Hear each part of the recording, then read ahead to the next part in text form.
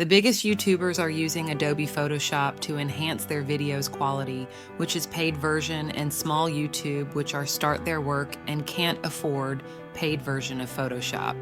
So don't worry, in this video I teach you how you can download Photoshop free version on your computer or laptop. Yes, absolutely free version. So let's get started.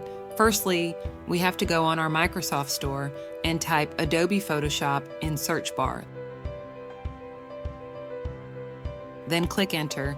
This is paid version Photoshop, but we are looking free version, so we have to click Adobe Photoshop Express and get Install.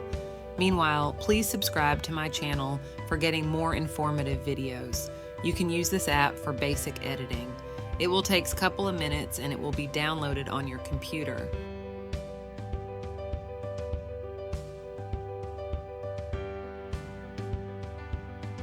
There is interface of this app. You can understand easily how to use this app for editing, and here is description.